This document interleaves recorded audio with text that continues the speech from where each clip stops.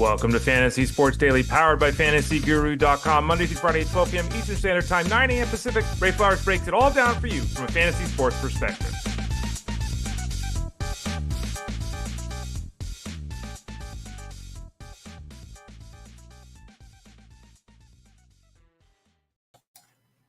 Hey there, everyone. Ray Flowers of FantasyGuru.com. Hope you're doing well on this Friday, December 6th. I had to check my schedule, my calendar. I don't even know what day it is. I think I talk about this a lot. I never seem to know what day it is. And it was complicated a little bit by the fact that, have you ever had problems with your name? I'm actually Stanley Ray Flowers III, right? So I've got suffixes and all this. Bottom line is they had me down wrong for the voter registration. They had my name wrong. So I got a second jury summons, even though I served jury duty back in April. So I had to go and fix that. Then I had to go to the DMV and fix things. It's been a long time.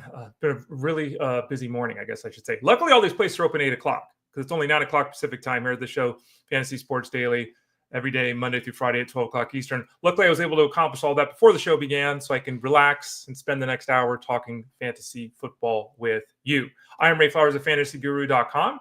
Thanks for joining me here today. Appreciate it. Tell a friend. Free show, all that kind of stuff. Like, subscribe over on youtube.com/@ElitePlusNetwork. You can also ask questions live there and interact with us during the show. Facebook.com/FantasyGuruHQ. Live there, interact, ask questions during the show. You can also check us out over at FantasyGuru.com. Click the Elite Plus tab at the top of the page. You can find this show and all the other shows cataloged there in the Elite Plus network. Then you can always type in Fantasy Sports Daily to your podcast network. So there's lots of ways to watch us, listen to us, take us with you on the go, et cetera, et cetera. We appreciate all of you. And it's that time of year, right? We're appreciating our family, our friends, and all that. Haven't mentioned this the last couple of days. Let's mention it today. You can see that there on the screen. FantasyGuru.com/product/gift-card. FantasyGuru.com/product/gift-card. Type that in right now, and you can head over to FantasyGuru.com. And as you can see there on the little video we got, give your loved ones something they actually want this year versus the same shirt they're already wearing. We have gift cards, $25, $50, $100, $200, all kinds of gift cards. You also get bonuses if you sign up. $25 gift card, they get $35. $50 gift card, they get $65, et cetera, et cetera. So gift cards are available. You get a little bit of a bonus from us to you saying thank you for introducing somebody else to our website. So check it out. FantasyGuru.com/product/gift-card. Get your loved ones some fantasy advice to have some success this year and obviously into 2025. What are we doing today? Well, we're doing what we always do here on a Friday. In about 25-30 minutes, we'll visit with Russell Clay, FantasyGuru.com. He comes on. We talk a little bit about kind of the news of the day and then go into some topics. And today I thought we'd go a little bit broad with him. We're going to talk about tight ends, and not just tight ends. We're going to talk about the dynasty outlook of tight ends. What are we doing with guys like Brock Bowers and Travis Kelce? Like one young, one old. What are their values? That kind of thing. We'll talk a lot about that tight end position with Russell. We'll also talk about should leagues be using kickers and defenses? What do you do with free agents in dynasty leagues? That's an interesting question that's come up a lot in Discord at FG. So we'll talk to Russell about that here in a little bit. We'll also do some news and notes. A lot of players injured. Cedric Tillman, Jakobi Meyers, CeeDee Lamb, Jake Ferguson, Tyler Higbee, DK Metcalf, Kenneth Walker, Bucky Irving. A couple of those solid news. The rest of them, not really. So we'll talk a little bit about that. And before we get to any of that, we will discuss Thursday night football between the Packers and the Lions. A good game, 34-31. The Lions moved to 12-1. The Packers fell to 9-4. We'll talk a little bit about that here at the start of the show. And one final point, I mentioned going to FantasyGuru.com, getting those gift cards and all that. You can go to FG, click that subscribe tab in the top right corner. You see it there on the screen. We have lowered the price for the rest of the way product at FantasyGuru.com. Remember the rest of the way product at FG?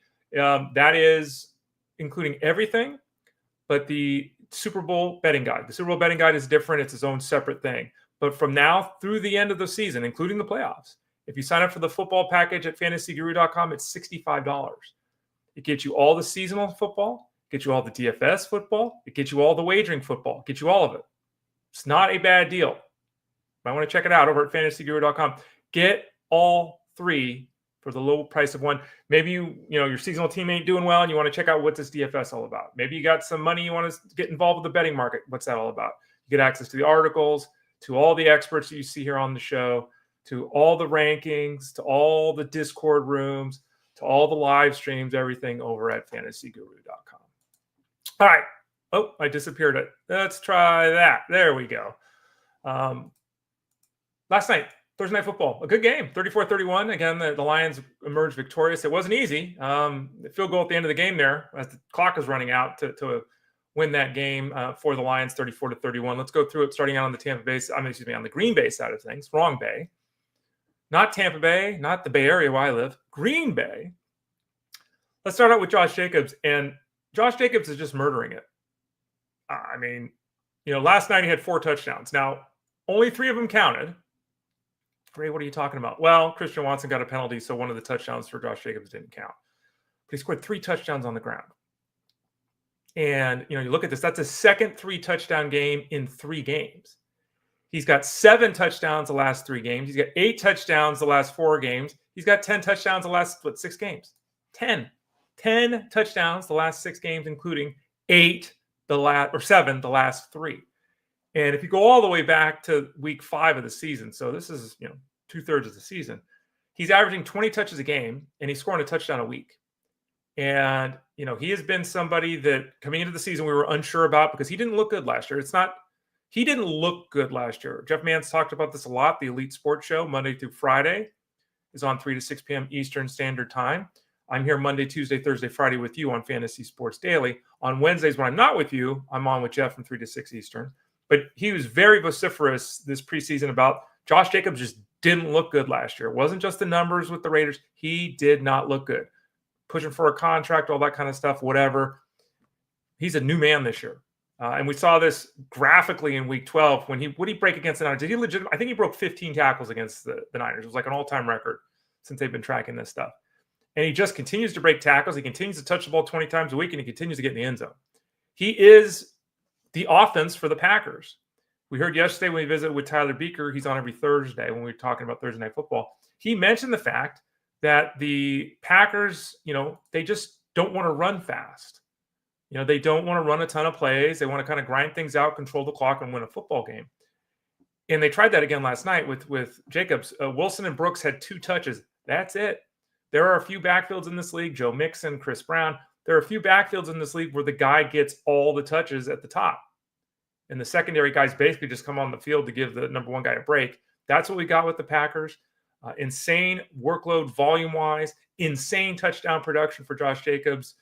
And heading into the playoffs, there's only a handful of running backs, if that you would feel more comfortable starting than Josh Jacobs. He's a hammer right now, and he's getting it done.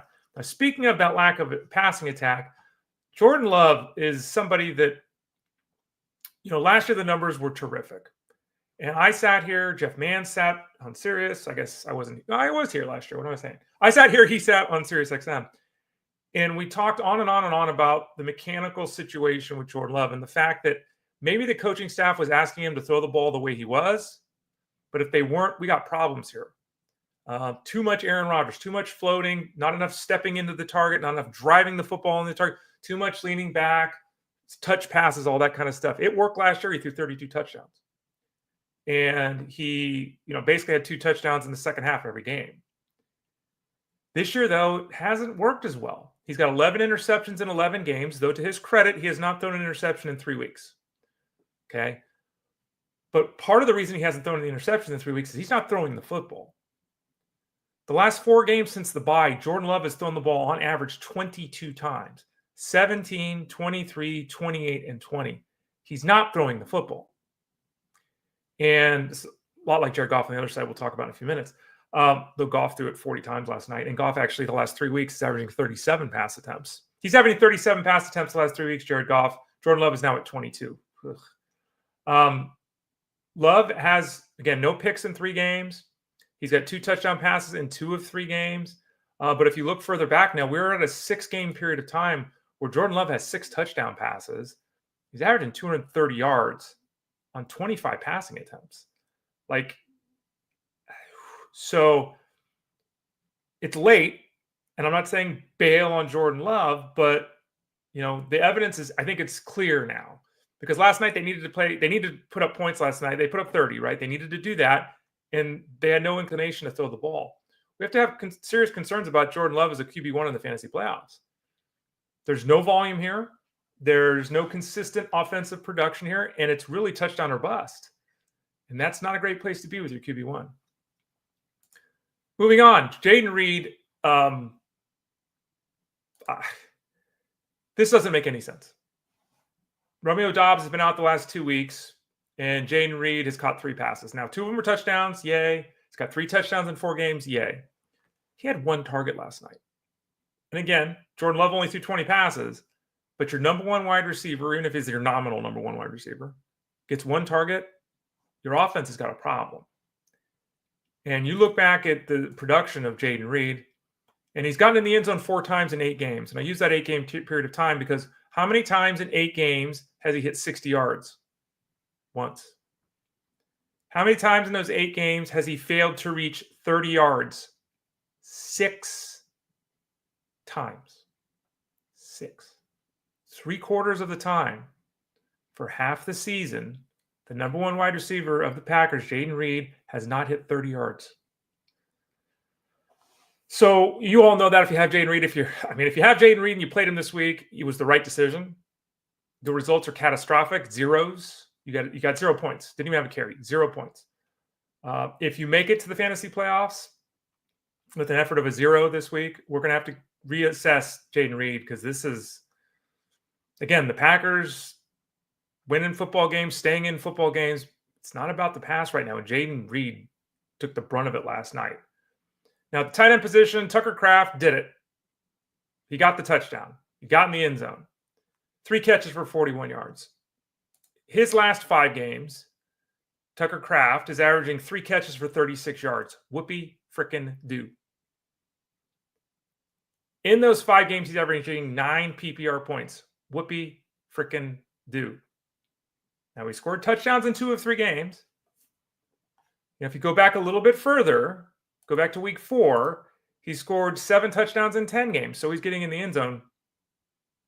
But still, of late, listen to his yardage totals: 34, 0, 26, 78, 41. 4 of his last 5 games, he hasn't been to 45 yards. And again, his average for the 5 games is 36 yards. So he's completely touchdown or bust, and he's really seeing the effects of the lack of volume in this passing attack because there are just no spike weeks. There's no spike weeks. The only spike week he had was week 5. Jeff Mans has talked a lot about that on the show. So Tucker Kraft continues to be usable in a PPR setting. He's usable in a non-PPR setting too. He's usable at the tight end spot, but he's never going to be above tight end 10. He's just not. There's no volume here. There's no real productivity here. It's really touchdown or bust in terms of his value in the fantasy space. Now, going back to Christian Watson, who I skipped over. I mean, Christian Watson did it again last night. 4 catches for 114 yards. Did drop a pass. Did commit a penalty on what would have been a touchdown, a receiving touchdown for Josh Jacobs. You know, I mean, this is now 2 games out of 4 where he's hit 100 yards. It is now 2 games this season where he's hit 70 yards. His last touchdown was in week 6. So he's gone 7 games in a row without a touchdown. In those 7 games, he's averaged 8.5 PPR points. Say it with me. Whoopee frickin' do. You know, Doubs will come back most likely from his head injury for the next game for the Packers.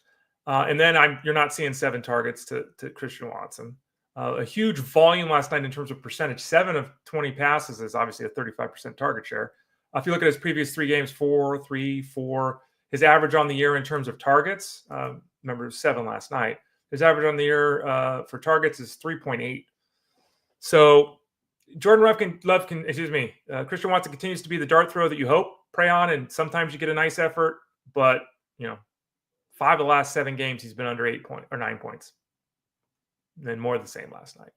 On the other side of things, Jared Goff. Jared Goff, again, has thrown the ball on average 37 times the last 3 games, highlighted by the 41 pass attempts last night.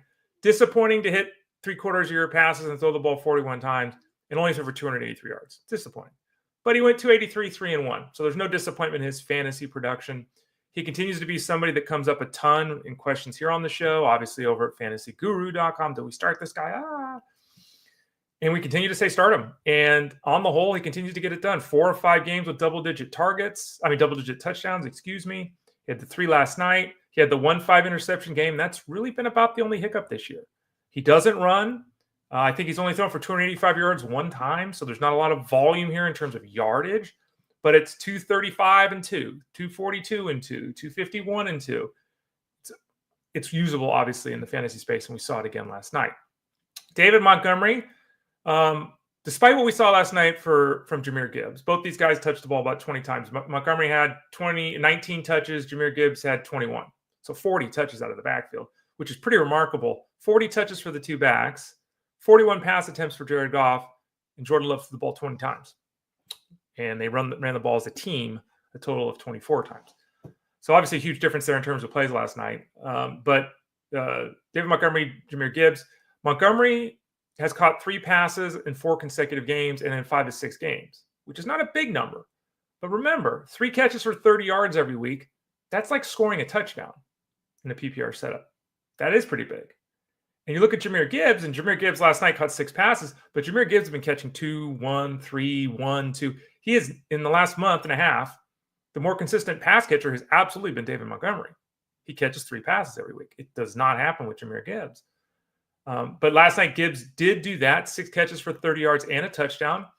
Luckily, he got in the end zone there because his rushing game was his worst rushing game since week 1. He only ran for 43 yards.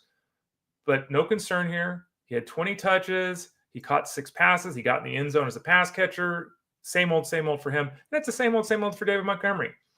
5 catches last night for 33 yards, so even a little bit better than the norm. Nothing spectacular on the ground, but 14 carries and a touchdown. You know it by now. We saw it again last night.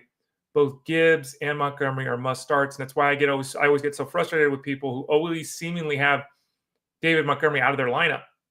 It's just weird because I have David Montgomery in 2 leagues, and he's never been out of my lineup except the bye week. And that's it. I've never even considered taking him out of my lineup, but I'm in deeper leagues. I'm in leagues with 3 wide receivers. I'm not in 10-team leagues that are starting 2 wide receivers. I get it, I guess. But it pains me every week to tell people, well, David Montgomery is your 4th running back this week. When he goes out and scores a touchdown every week, he's got 12 and 13 games. Amon St. Brown was fine with 5 catches for 43 yards.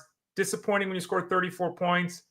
Your quarterback throws the ball 41 times, and your wide receiver 1 goes 5 for 43. The more disappointing thing on a grand scheme with Amon St. Brown is the fact he hasn't scored in 3 weeks. What do you have, like 8 or 9 weeks in a row where he scored a touchdown? The last 3 games, he hasn't scored. And that's kind of exposing a little bit of the fact that they really spread the ball around here with the Lions. It's not the 790 that we saw every week last year in the second half of the season. Those efforts aren't happening for Amon St. Brown. It's not 790, it's 560, right? Or 651, or, it's in that 10, 11 point zone in the PPR setup. So without the touchdown, it's kind of disappointing. There's not a lot of spike weeks with him. But he's still someone you absolutely start every week, and there's no question about it. There is no question about it. His floor is last night. Whereas, Christian Watson's floor is 0. Amon-Ra's floor is last night. The problem, if we're comparing St. Brown to last season, he's been a little disappointing. If we're comparing him to the field of wide receivers, where all the injuries that happened, where he's a top 3 wide receiver this season, there's no problem. So don't get overly worked up about Amon-Ra St. Brown if you were disappointed by the effort last night. Tim Patrick stepped up. Khalif Raymond continues to be out. Tim Patrick is obviously the 3rd wide receiver for this team. Jameson Williams, 5 for 80 to lead the team last night. But Patrick got in the end zone twice. And, you look at the touchdowns for Patrick, 3 yards and 1 yard. So he, last night, filled the Sam LaPorta role from, last game, where Sam LaPorta got the 2 jump touchdowns near the goal line. Last night, they both went to Patrick. Patrick's playing a ton of snaps. He's a good blocker. He obviously has the trust of Jared Goff. He's a 3 or 4 catch guy. The 2 touchdowns last night were his first scores on the season, so let's not get carried away here. Let's not run to the waiver wire and spend big dollars on Patrick. He is still the 3rd wide receiver, and in my mind, the 4th receiving option behind Sam LaPorta. That's normally not a place you want to be because, again, the Lions don't want to throw the ball 35 times a week in general. Tim Patrick, he's your last receiver if you want to pick him up for next week. Okay, get it, fine. Be careful you're not blowing the rest of your fab budget to that. That'd be a mistake. And then finally, before we move on, Sam LaPorta, 5 catches for 54 yards, no touchdowns. The truth is for LaPorta, that's a really good game, and it's not even 10.5 PPR points. Like, that's just where we're at right now with Sam LaPorta. He has gotten in the end zone frequently, right? He scored a couple of touchdowns, as I mentioned, in week 13. He's got 5 touchdowns in 8 games. In those 8 games, he's averaging 3 catches for 37 yards. In 2 of the last 3 games, he hasn't gotten to 20 yards. This entire season, he has one single game of 55 yards. So he gets in the end zone, you get your 12 points. He don't get in the end zone, he's just a guy. So continues to be the same, more of the same. I will say that in 4 straight games and in 5 of 6, he's received 6 or more targets, which is nice because he wasn't getting that volume early in the season. That certainly has increased. But even though that's increased, he still only has 1 game in 5 of 4 catches, still only has 1 game in 5 of 55 yards, the only one he's had all season. Better, but still not solving the problem at the tight end spot like he was expected to when he was drafted at the start of the season. So that's a review of Thursday Night Football. We'll talk to Russell Clay in about 10 minutes. Talk some Dynasty, some tight ends, all of that. Before we get to that, let's talk some broad picture stuff in terms of the health of players. And again, I say this all the time. I'll repeat it. It's 9:20 on a Friday, Pacific time. We don't have all the practice reports. The Friday practice reports are the most important ones of the week. So continue to watch things. Everything could change 10 minutes after this show is over. As of right now, Bucky Irving did not practice on Thursday. He's got the hip and the back issue. We know that Bucky Irving was beat up. He left the game a little bit. He was stretching on the sidelines. There were the reporters talking about him after the game looking rough. But the good news is the practice report just came out, and he did practice today. So sigh of relief with Bucky Irving. It looks like he should be good to go. He should be the running back 1 of this team, and he should be somebody you could start with a fair amount of confidence this week, top 20 kind of running back. Mike Evans was seen practicing, his teammate, which is super important because obviously he's missed the last couple of days. There was a hamstring. There was a calf we talked about yesterday with Mike Evans. So, again, nothing's official yet. This is 45 minutes ago, but he was seen at practice. Bucky Irving was at practice. Seems great news to fire up both Evans and Irving moving forward. As I'm looking at the reports right now, let's read the one on Malik Neighbors. Malik Neighbors, who's got the hip injury, is not going to practice today. He's dealing with the hip flexor injury that he suffered at practice yesterday. Head coach Brian DeBall said on Friday that this is a new injury. It's not related to the groin injury he's been dealing with. Okay. He's supposedly had an MRI, but according to Dan Solomon, the team is not ruling him in or out yet for Sunday. Oof. So we'll have to keep an eye on the reports with Malik Neighbors. He went from, I think he's going to play, to we're in a little bit of concern now with Malik Neighbors and his availability this weekend. Keep a close eye on that one because even though the ceiling has been removed from him this year because of his quarterback play, he gives you those 10 PPR points at a minimum every single week. We'll have to see if that's the case with him this week. Kenneth Walker, if we go down or back to this coast from that coast, the West Coast, the right coast, even though it's the left coast. Kenneth Walker was downgraded to a DNP yesterday at practice.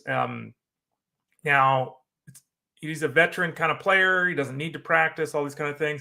The Seahawks report on Friday is going to be super important because Kenneth Walker didn't practice yesterday and DK Metcalf didn't practice yesterday. Now, Metcalf has a shoulder injury. Walker's ankle calf, so there's 2 things bugging him.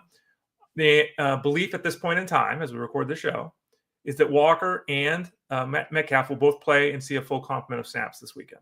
That's the expectation. It's a huge game against Arizona. It's not for the NFC West, but kind of is. So it's a huge game, all hands on deck, that kind of a thing. I'm anticipating both Walker and Metcalf playing. We'll continue to follow these reports closely. We'll probably get a lot of clarity with those 2 in terms of those Friday practice reports. Tyler Higbee, speaking of the NFC West, Tyler Higbee, who hasn't played all season long, practicing in full, and seems like he's got a good chance to be active this weekend. Now, we've done the Allen thing with the Rams. We've done the Parkinson thing with the Rams. Neither one of them's done much. Tyler Higbee, should you play him in his first game back if he is indeed active this week against the Bills? I can't say yes. Just can't. He's missed a year of time with the knee injury. You look at the production with Parkinson and with Allen, and there have been a couple of nice games for each guy, and that's it. The majority of the time, not much from the tight end. With Denard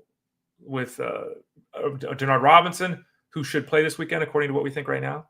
With Denard Robinson being a red zone threat, with Puka Nacua and Cooper Kupp taking 20-plus targets a week, there's just no volume, really for the tight end in this offense. So we'll watch if Higbee's active. Good news. I can't suggest anyone picks him up. Certainly can't suggest you start him. The only scenario that would make any sense, and I'm not even saying it does there, is GPP and DFS. I wouldn't even do that. But it's good news he's trending in the right direction.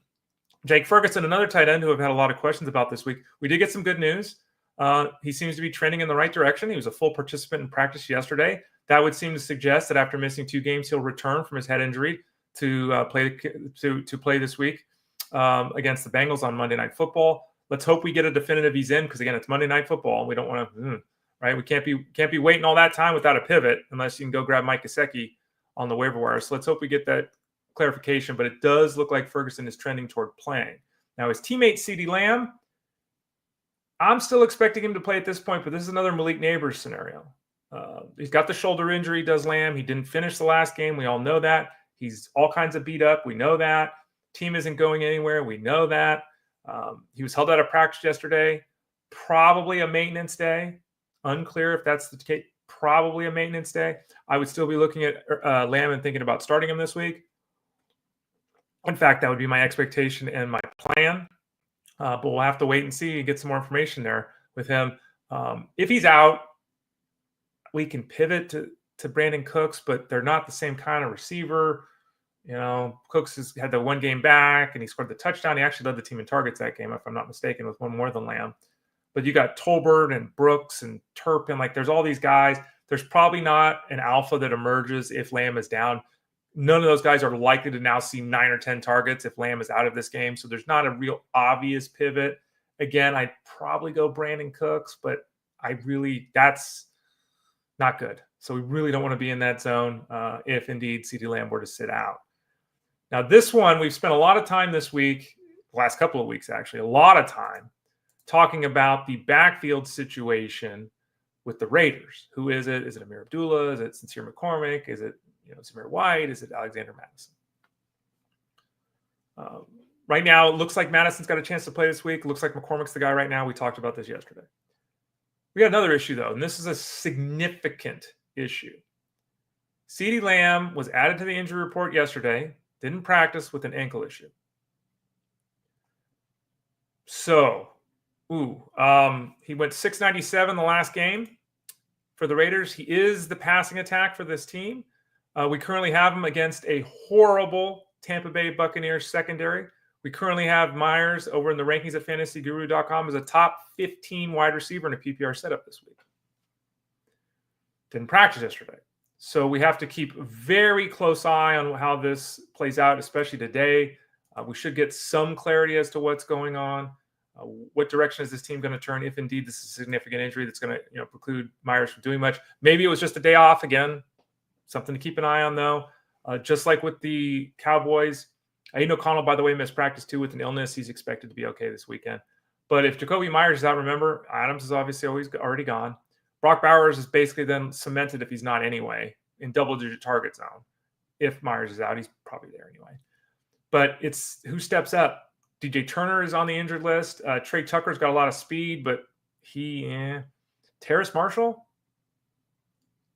Ramel Caton? Like this, it's bad. So if Meyers is out, Trey Tucker becomes a desperation play, and Terrence Marshall becomes a Hail Mary. So we'll see today, get some further clarification on what's going on there, and hopefully we get good news with Meyers, because otherwise it's 212 targets to Brock Bowers or bust. Cedric Tillman is somebody we've talked about here on the show repeatedly. I actually talked with Tyler Beaker yesterday saying, did I miss something? Because I continue to get all these Cedric Tillman questions. It's not about should I add Cedric Tillman, should he be on my roster? I am in agreement that yes, you should add him and he should be on your roster. But the questions I was getting the last couple of days about starting him this week, I kept saying, is he going to play this week? And Cedric Tillman, who's out with the head injury, missed the last game, didn't practice yesterday. So he's still not practicing. So everyone that's been trying to get him in a starting lineup this week, I haven't thought all week he's going to play. And now I'm almost positive he's not going to play. So maybe there's a late situation here where they make him active and he's healthy and all that kind of stuff. But as of right now, not practicing. That's definitely trending toward not playing. That's another week of, even though the difficult matchup this week for the Browns, that's another week of Elijah Moore and Jerry Jeudy and David Njoku to the moon, because they don't have that fourth weapon, which is Cedric Tillman. So that's good news volume-wise if the Browns can create volume this week.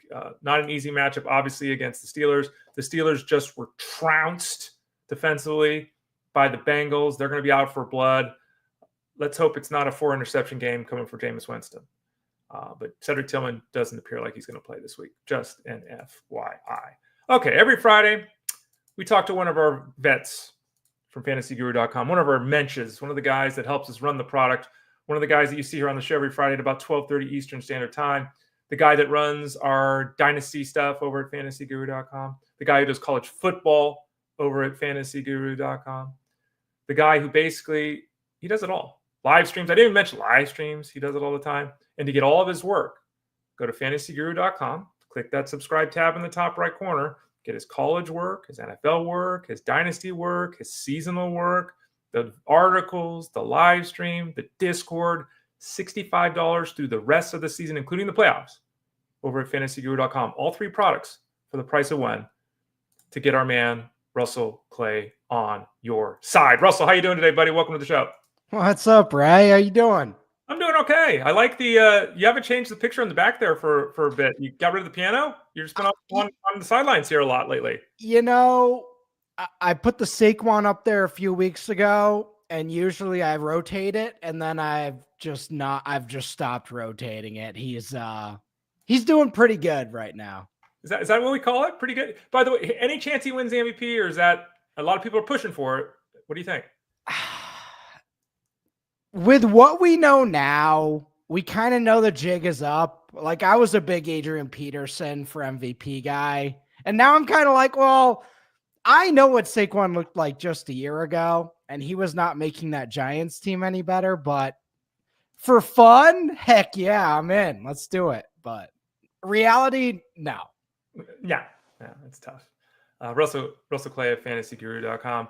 I want to talk to you a lot about the dynasty scenario today, Russell. But before we get to that, I always want to hit some broad picture items with you too. By the way, just a general, should we use kickers and defenses anymore? Are you on the train of, yeah, we should still do that? Or are you out? A lot of us are at this point. So I don't know if I'm alone on this or not, but a part of me loves kicker scoring and kicker. I feel like it could be a separate game because there are ways to correlate it to the passing game and there are ways to sort of connect it.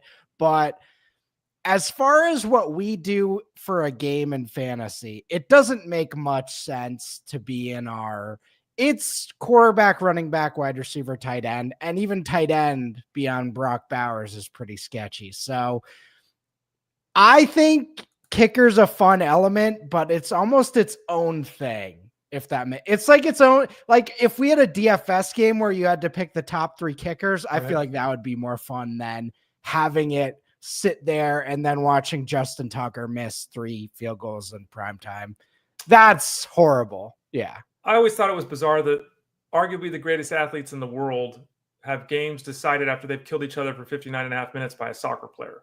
I've just never, it's kind of it's just weird how it is that, it is what it is, right? But it's just a weird, I'm not a big fan, but okay.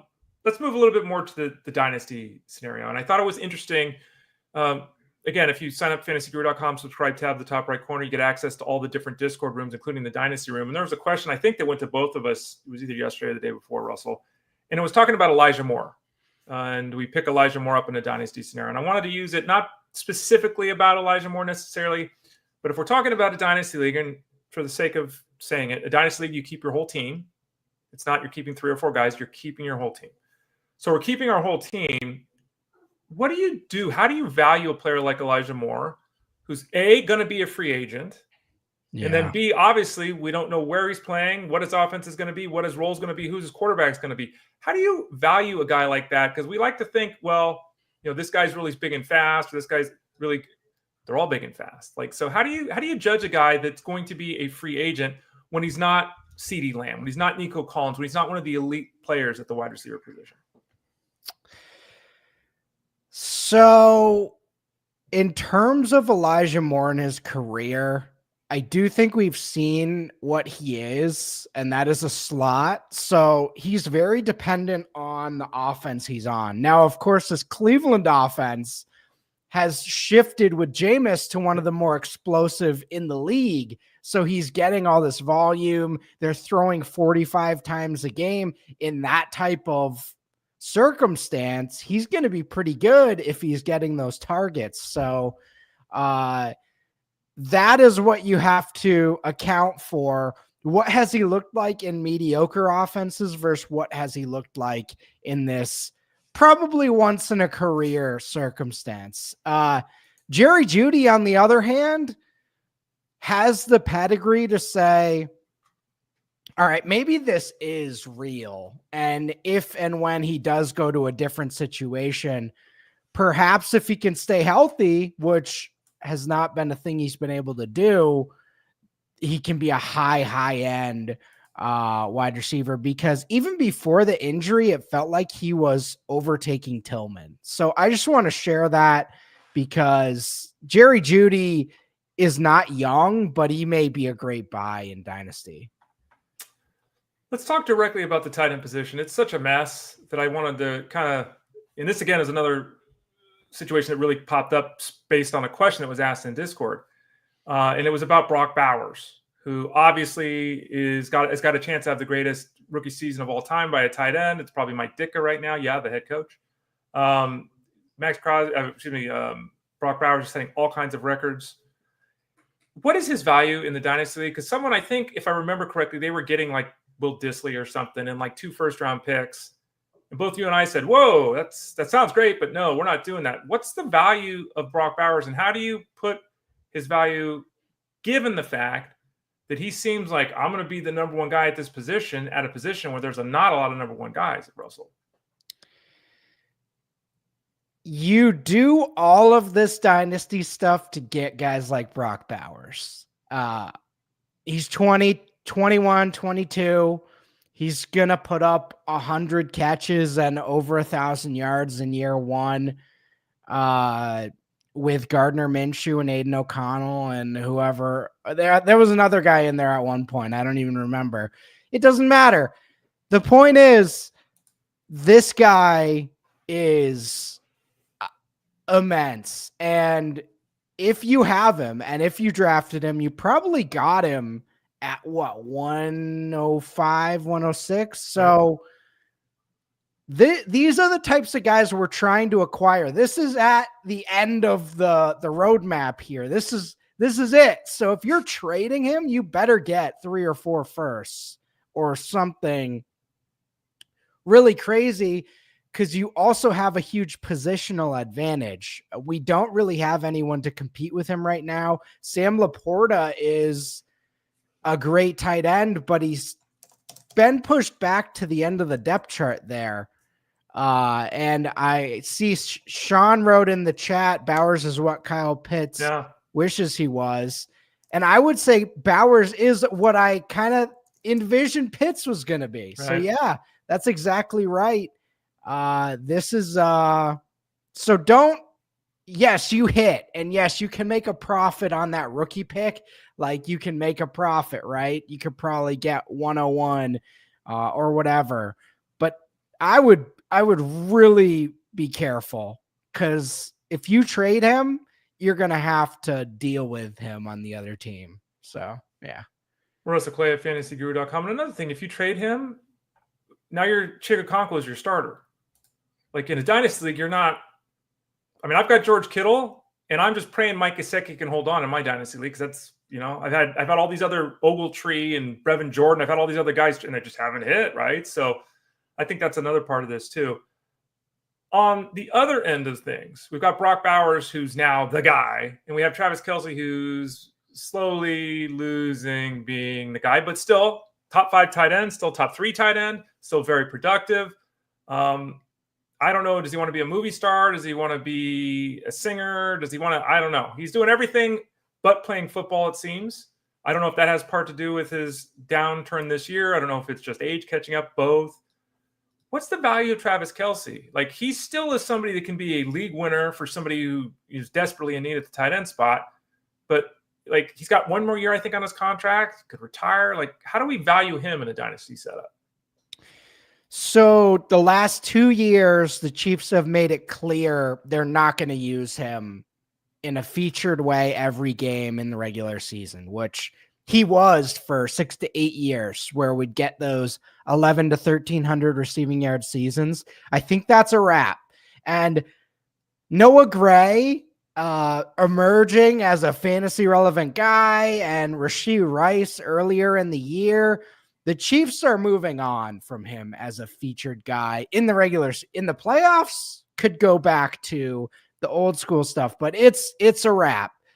But 5-6 catches for a tight end is still a very premium value. So if you're a contender and you have Travis Kelce and you're slotting him in every week, you're still feeling all right, even though it's not the league winning upside that we saw a few years ago. So, I think I have him in the low or the high 70s.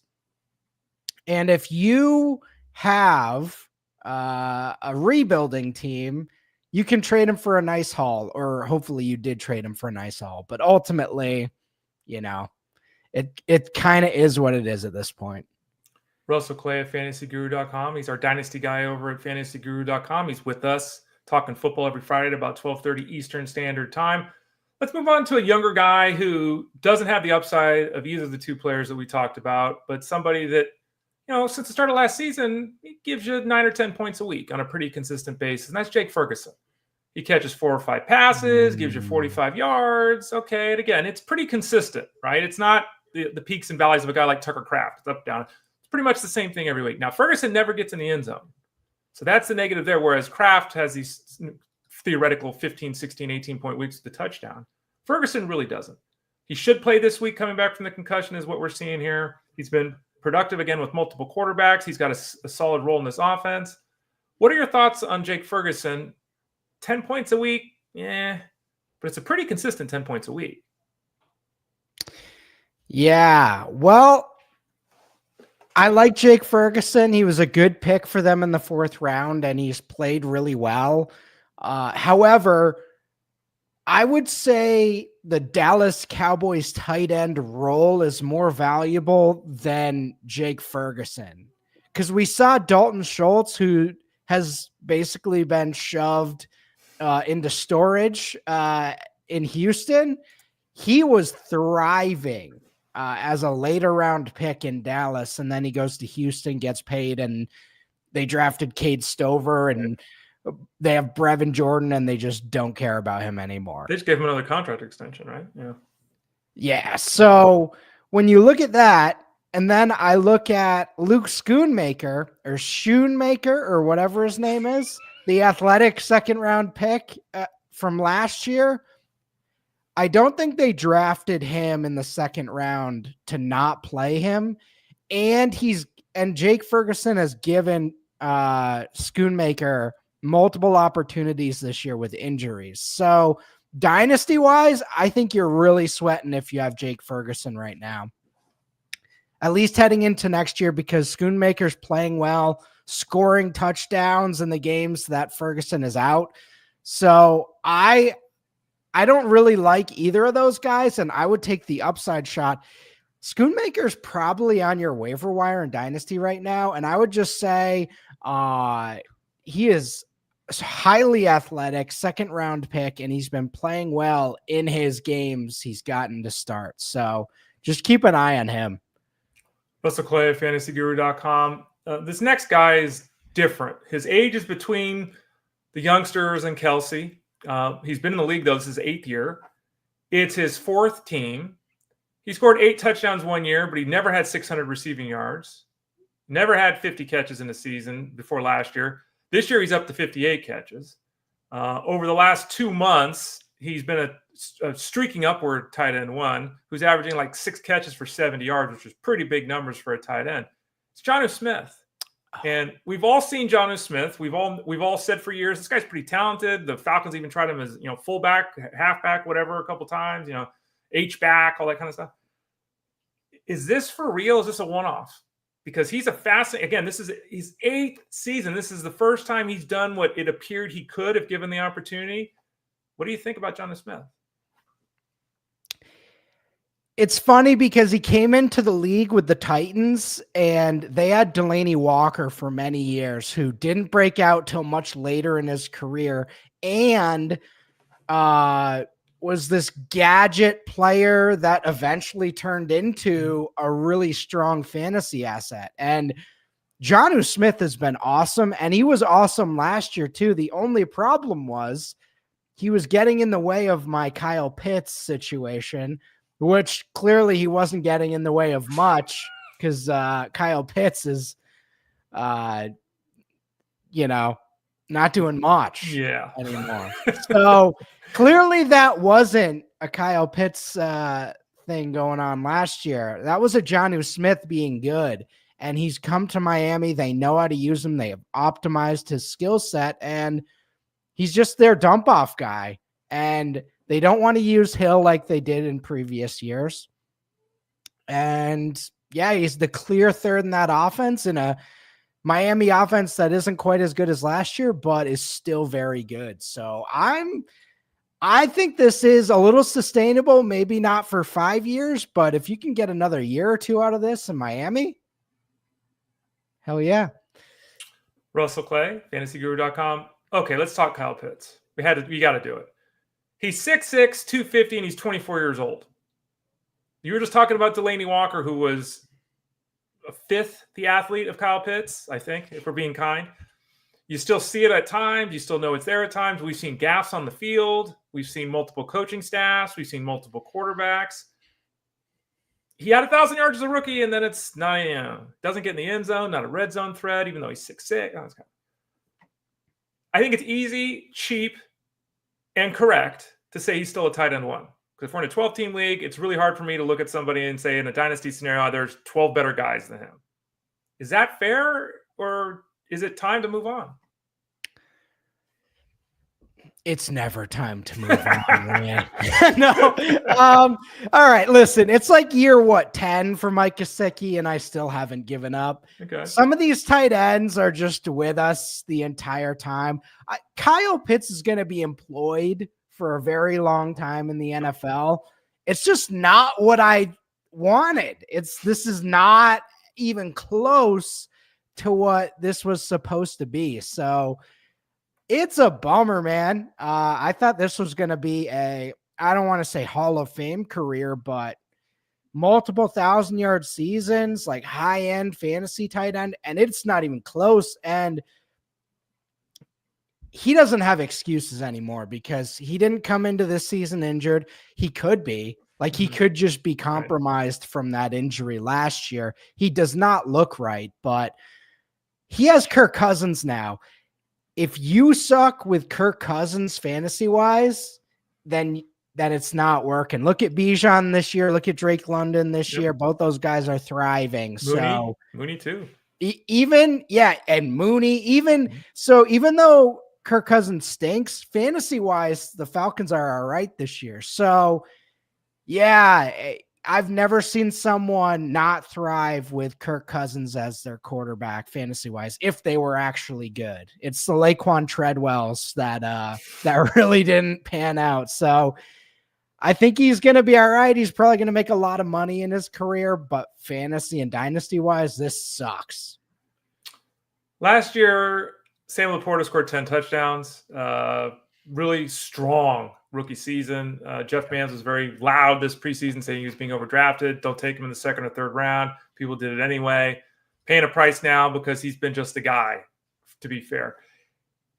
He went from 80-plus catches and 10 touchdowns last year to one single game this year of 55 yards. One.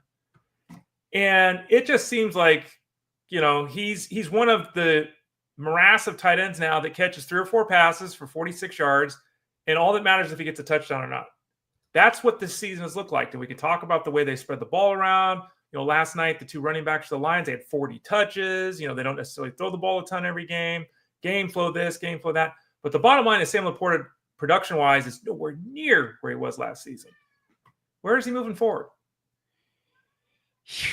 So here's the thing. The Lions are fully healthy, and they've invested a ton in a bunch of positions. They signed David Montgomery to a pretty solid deal. They drafted Jahmyr Gibbs in the first round. And the biggest factor this year, Amon-Ra St. Brown, not a high pedigree guy, but has proven himself to be one of the better wide receivers in the league. You're not taking that role out, and that's 100 catches a year. Right. Jameson Williams has proven to be the problem. He's a first-round pick. They're developing him. They're giving him a weekly role. And when he is playing, it's essentially shifted LaPorta into the fifth role in this offense. And dynasty-wise, I can look at that and say next year we could see Montgomery and Gibbs hurt in week 2 and LaPorta being featured again. But for this season in particular, it's been incredibly frustrating for LaPorta dynasty owners because you signed up and it's like once the bar's set, you're like, all right, it only goes up from here. The stock only goes up. It's Apple stock, and it's really more like I don't know. Enron stock. I don't know much about stocks, but it's certainly not trending up straight up. So is year one going to be the best season of LaPorta's career? It's certainly possible. We have seen that before. George Kittle had 1,300 yards in year 2, and he's never really gotten close to that again. We saw Gronk have his best year in year 2. Same with Jimmy Graham. So hopefully he gets more opportunity in the future, but we've seen this before with tight ends. Russell, George Kittle, last guy to ask you about. You mentioned the 1377 in 2018. Never within 300 yards of that again. 88 catches that year, also career best. But he's looking like he's heading to Canton. Like he's a good dude. He's a team leader. He's a tremendous blocker. He's a fantastic offensive player. The numbers are getting substantial. He's having a really strong year this year. He's got 8 touchdowns, putting him within reach of the 11 touchdowns that he had as a career best. Still averaging 5 catches for 65 yards. Has again missed some time with injury. That's every year of his career. That's seemingly been the issue. What do you do with George Kittle? He's my guy in my dynasty league. 16 teams, 50 roster spots. It's George Kittle or bust. I'm riding him into the ground. That's just how I'm playing it in that scenario. Is that kind of what you suggest with him? Is it time to get out? Is his production still worth holding on to? What do you think with George Kittle? You probably can't get out. You're probably in. If you're in, you're in. And we reach these places where I've shifted towards the idea of just ride these guys till the wheels fall off. And if it's a Todd Gurley, which I did ride till the wheels fell off, and they fell off very quickly. But in that same era, right, where we had Todd Gurley, we had Derrick Henry. And if you just held and you just didn't trade him, you've gotten 6 more years of production. And sometimes that happens with these veterans where the trade value versus the potential upside of their career just going on is just not worth. So I'm going to trade, like, what am I going to get for George Kittle now? A 3rd round pick or a 2nd round pick?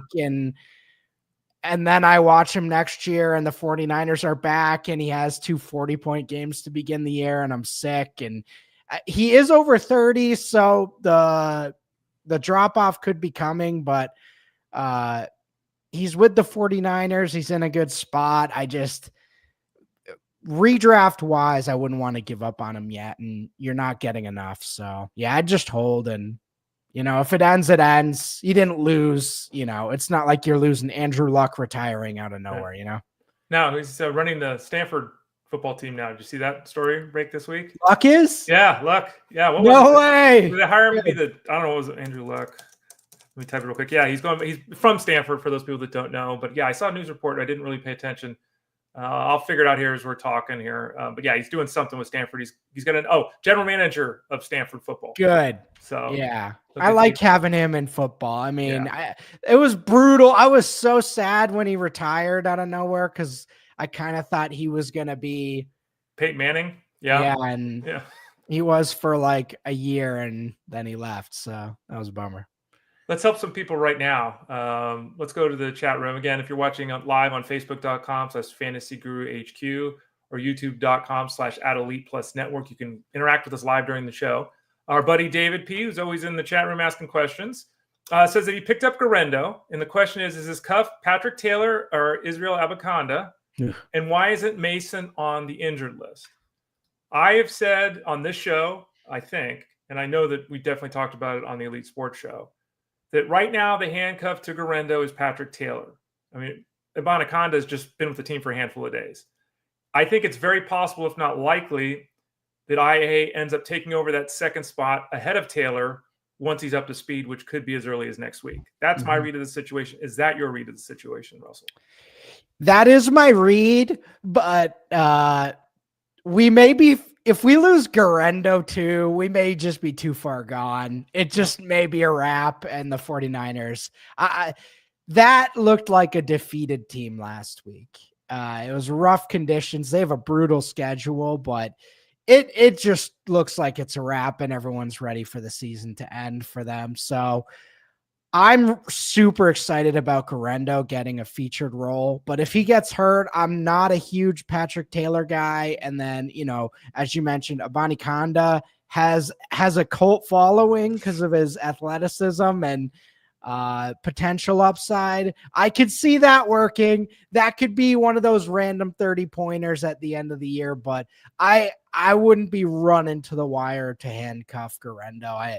I just worry that if he does go down, we're going to see 3 or 4 guys off the scrap heap getting 20, 30 yards each. Keyshawn Vaughn was around. They were Oh God. Yeah. By the way, in my Dynasty League, 16 teams, 50 roster spots. I drafted Abanikanda, kept him on my taxi squad all year last year. This year had to activate him with the active roster. So he's on my active roster all year. I dropped him 3 days before the Niners added him. So I held this guy for 1.9 years, right? And then 3 days later, he gets. So I had to then go. Luckily, I had Fab money, and I could still spend all my Fab money to get him back. Yeah. Just on principle, Ray, you got to get that guy right? back. It's like I held this guy for 19 months, and 3 days before he might be something, I dropped him. So I'm glad he's back on my team now. David also asked, why isn't Mason on the IR yet?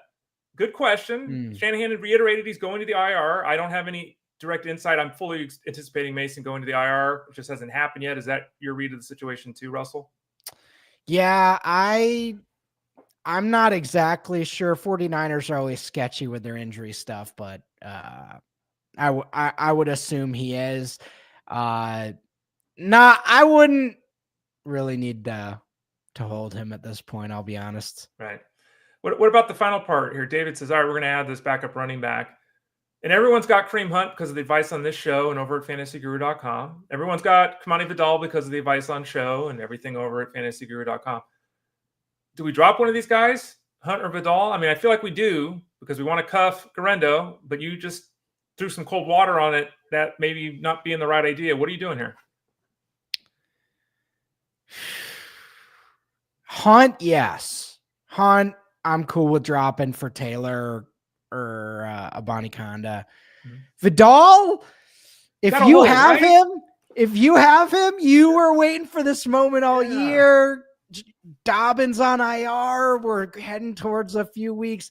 I wouldn't do that just because if you had him already, I don't think this is the time to drop Vidal just because you have that investment, just like Ray was talking about. Like if you drafted Vidal in a dynasty or you drafted him early in the year and you had held all year, you don't want to take the risk now of dropping him and then, Yeah, I didn't drop him. I kept him. I didn't drop him like Abanikanda. Justin K asked the question. He says, looking forward to the Dynasty Talk. Glad you enjoyed that there, Justin. He's got questions about Andrews and Ingram. Ingram's highlighting my piece, my Coffin Corner piece over at fantasyguru.com. As I pointed out, Ingram catches 5.5 passes every game. Yeah. Everyone hates Evan Ingram. Catches 5.5 passes every game. What's his outlook with Mac Jones and moving forward? And Mark Andrews too, because Mark Andrews started slowly, but now he's scoring a touchdown every game for the Ravens. Yeah, Jeff Mans had a tweet earlier in the week of Mark Andrews, tight end 6. Isaiah Likely, tight end 16. So that was week 1 was a wild time, Ray. I think it's like 20. I tied in like 29 since week 1 or something insane. Yeah. So that averaged out Andrews back to being an inconsistent but fantasy relevant guy. Ingram is what he is. Mac Jones was semi-competent last week, subbing in here. It is what it is. Ingram, it may not come till the fourth quarter in garbage time, but you're probably going to get there. You're probably going to get your 10 fantasy points. So I would go Ingram, and then heading towards 2025. I think both are in a good spot again. We'll see what the Jags do with coaching. I am shocked Doug Peterson is still walking out there every week, but it is what it is. I imagine they make a change this offseason. Either way, Ingram is clearly a favorite of Trevor Lawrence, and that's going to matter. Albert L., just by the way, asked about Eckler. Eckler's not eligible to return to week 18, not week 17.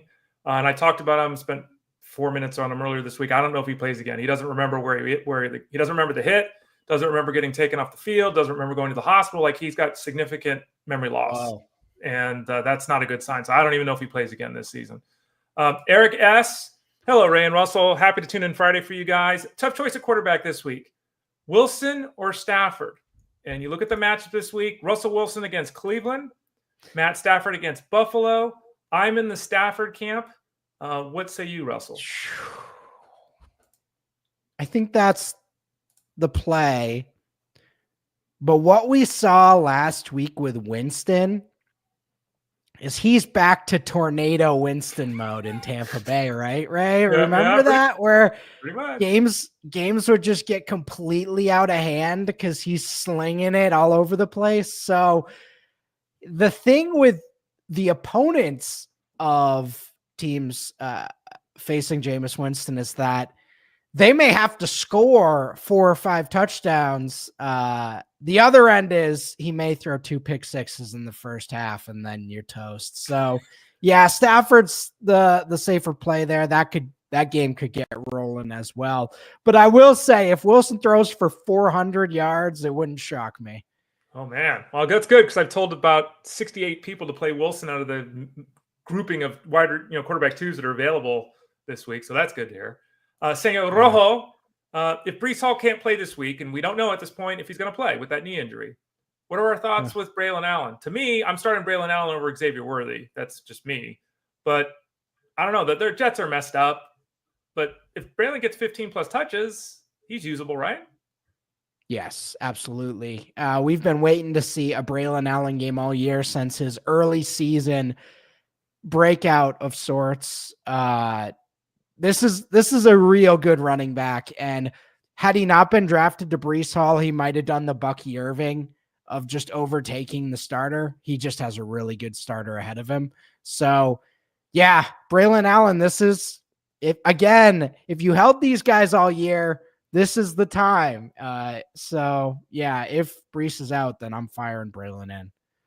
Final question. Let's bring it full circle, Russell. Tony T asked the question. I talked earlier about CeeDee Lamb missing practice, the shoulder, he's beat up. I think he plays, but, we just don't know. If CeeDee Lamb is out, do we go with Brandon Cooks, who I talked about earlier in the show, or do we go with Josh Ferguson, who looks like he'll return from the concussion issue this week? Would you go Ferguson or Cooks if indeed CeeDee Lamb is out? Whew. Tony, that's a good one. The same? Doesn't matter? I mean, I got to say, guys, Cooper Kupp is competent, and I did not think he was. So he can kind of sling it around. The only problem is for Cooks, of course, there won't be deep targets, really. Right. So I'll probably go with Ferguson if he's back. But again, I mentioned the concerns earlier. Do they start to shift those snaps into a more even balance with some of the other tight ends there? So I didn't want to say Schoonmaker again, so I just, you know what I'm saying, right? I got you. Russell Clay of fantasyguru.com. Find all of his DFS work, his college work, his NFL work, his dynasty work, his rankings over at fantasyguru.com. Click that subscribe tab in the top right corner. You get all of that. You get access to him in the Discord room if you want to further discussions you started here or just new ones. $65 throughout the playoffs for all the DFS, seasonal, and wagering stuff over at fantasyguru.com. More of the same for you this week. Next couple of days, Russell, you're always busy Friday, Saturday, Sunday. Basically following the same pattern this week. Yeah, super fun college football week, though. It is championship week. This is going to be the first year they have that tournament for the college football playoffs. So 12 teams. These games matter this year, which, this is usually the time of year where guys are opting out and transferring and not really caring about the team anymore. So it's a pretty fun week for college football. Be doing an article for College Football DFS there, and then hanging out in the chat. And after this, we are going to be doing our circa picks with Rob Brink, evaluating the staff's picks against the spread for the circa contest. 9-1 in the last 2 weeks, so we're rolling. It's pretty good. Tyler Beaker was talking yesterday. He was a plus 15 on his bets on Thanksgiving. So, yeah, folks, we can't guarantee you're going to make your $65 back. But I think the staff, Jeff Mans, is on a huge winning streak. I think if you do it, I think you'll be pleasantly surprised. Click that subscribe tab in the top right corner. All right, Russell, thanks for your time today. As always, fun, pleasurable, enjoyable, informational, all those kind of good things. We'll do it again in a week. Good luck with everything the next couple of days, and we'll talk to you next one. Thanks so much, Ray. He's Russell Clay. I'm Ray Flowers. Good luck in week 14. Continue to hit us up at fantasyguru.com. Click that subscribe tab in the top right corner. Subscribe, like, all those kind of good things over on YouTube as well. And head over to FG for the advice you need to win in fantasy. For Russell Clay, I'm Ray Flowers. This has been Fantasy Sports Daily, powered by fantasyguru.com. Good luck this weekend. We'll see you back on Monday, 12 o'clock Eastern Standard Time.